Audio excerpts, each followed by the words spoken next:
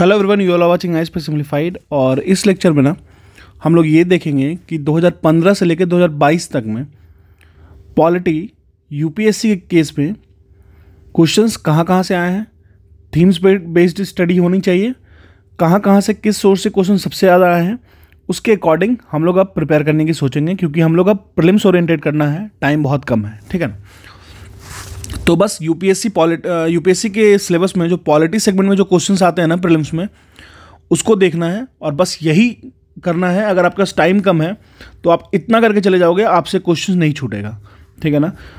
चलिए, तो आज देखते हैं कौन कौन सी थीम जो most of the time repeat करती है, कौन सी थीम 2015 से लेकर 2022 तक किस किस थीम पे क्वेश्चंस यूपीएससी के द्वारा पूछा गया है। ठीक है ना।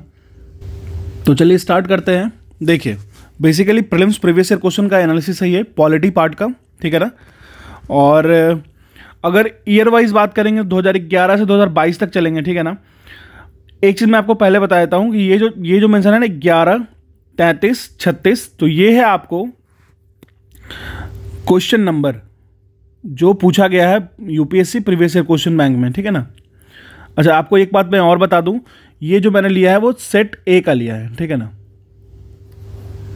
चलिए तो देखते हैं 2011 में क्वेश्चंस कहाँ से आए। 2011 से 2022 तक की एनालिसिस हम लोग करेंगे, उसके बाद हम लोग डिसाइड करेंगे कहाँ से पढ़ना है और कितना ही पढ़ना है। ठीक है ना।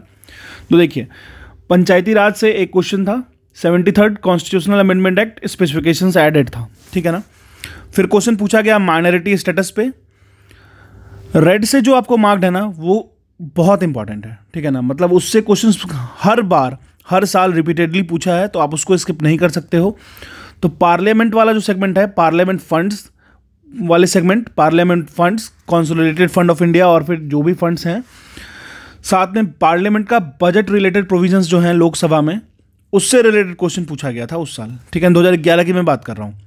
उसके बाद फंडामेंटल ड्यूटीज़ आइडेंटिफिकेशन वाली पार्ट से, कॉन्स्टिट्यूशनल बॉडीज, ठीक है ना, एफसीआई से पूछा था। Human rights under UDHR, that is universal declaration of human rights. ठीक है ना। तो इससे बेस्ड एक क्वेश्चन पूछा था।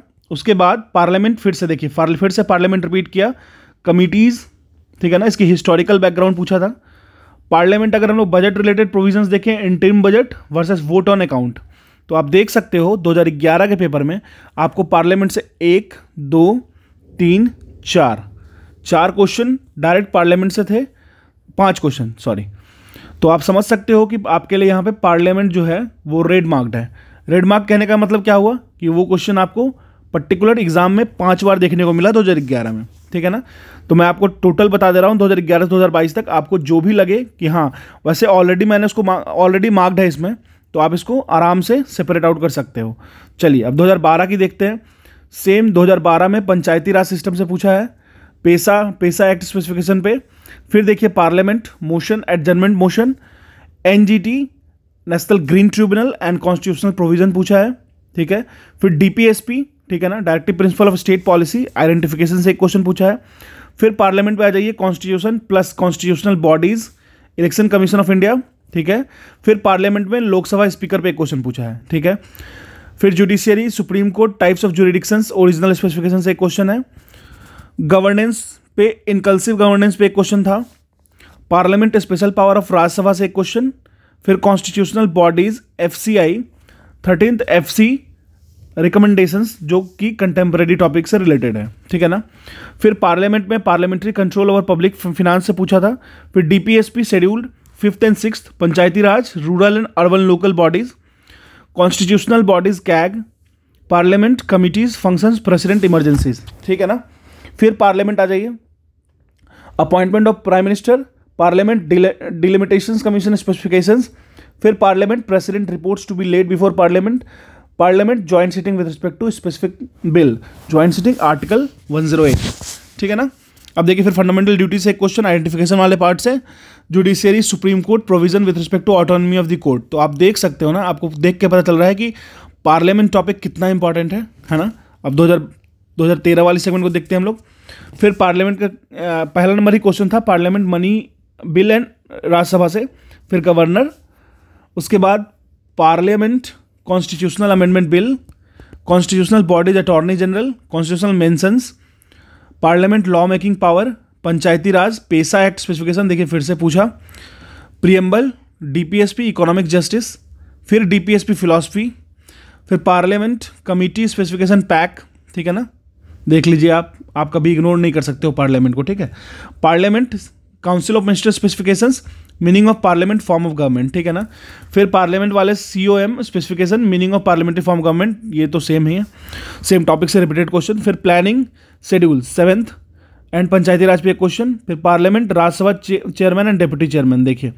फिर डीपीएसपी नालसा एंड सालसा, ठीक है ना। फिर प्लानिंग एनडीसी, तो आप देख सकते हो, आपको खुद पता चल जाएगा। अभी देखिए सर 2011, 12, 13 हुआ है और कितने बार रिपीटेड क्वेश्चंस कितनी है और रिपीटेड थीम्स कितनी है, ठीक है ना। तो आपको ये बात हमेशा ध्यान रखना है कि थीम्स जो रिपीट हो रही है ना उस पर ज़्यादा फोकस करना है। और ये मैं नहीं बता रहा हूँ, ये प्रीवियस ईयर क्वेश्चन की एनालिसिस बताया जा रहा है, ठीक है ना।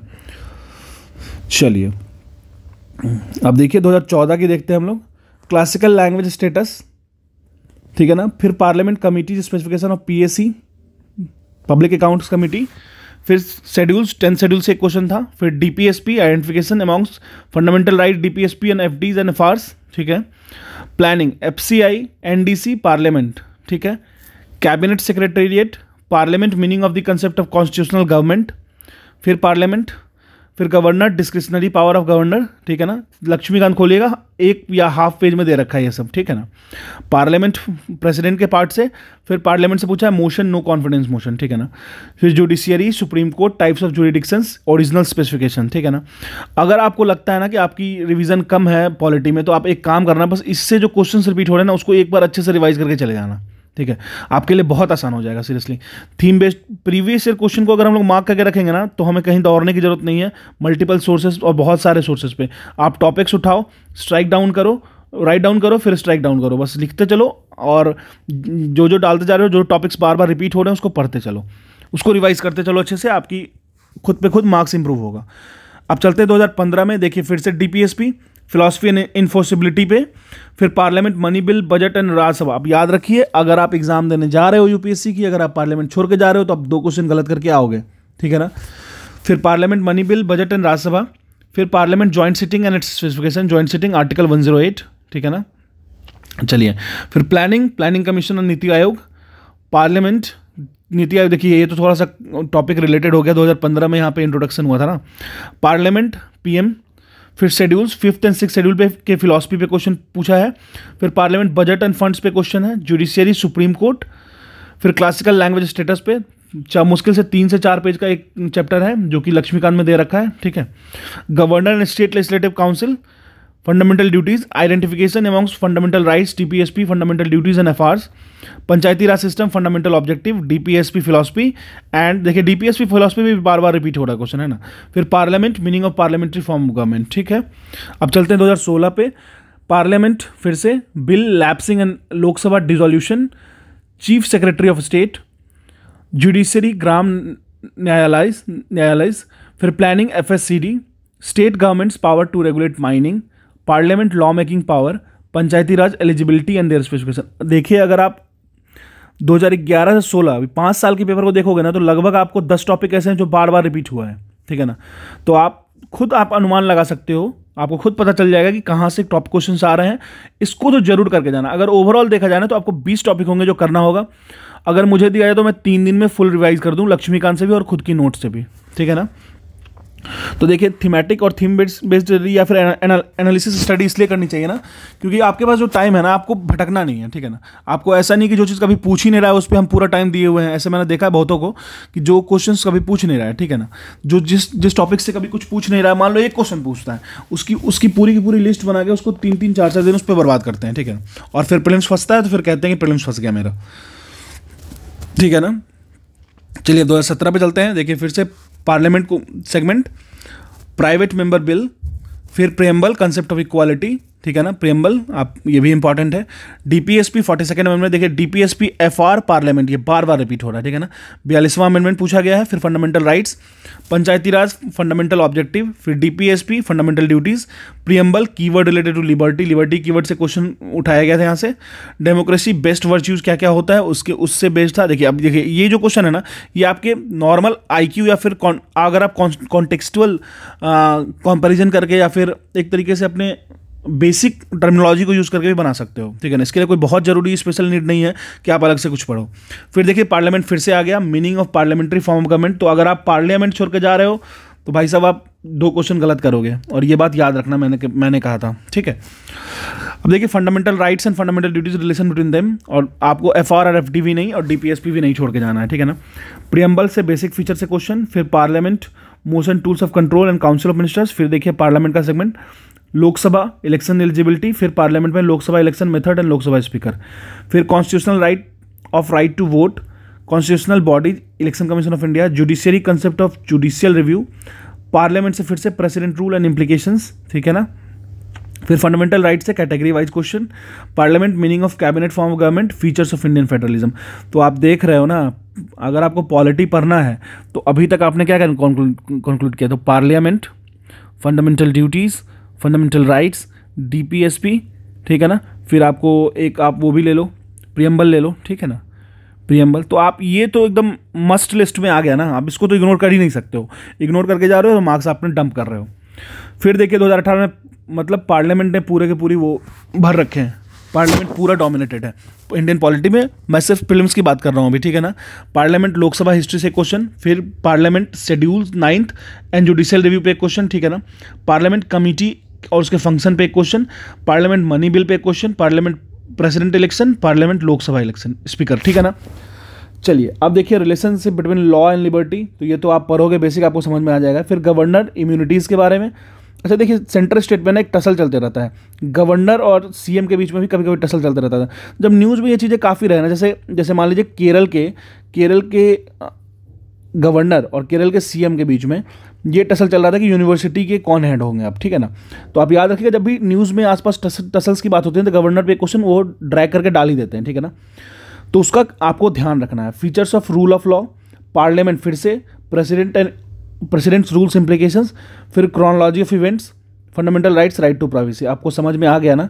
अभी तक मैंने 2011 से 2018 तक जो क्वेश्चंस आपको मेंशन किए हैं, आपको इतना तो जरूर पता चल गया होगा कि क्वेश्चंस कहाँ से आ रहे हैं, ठीक है ना। तो आपको पता है ना, वो पूरी की पूरी लक्ष्मीकांत को पढ़ना तो जरूर है, लेकिन जब लास्ट टाइम आता है ना, जब रिवीजन टाइम आता है, तो आपको क्या करना है क्या नहीं करना है ये समझ में ज़्यादा आना चाहिए, ठीक है ना।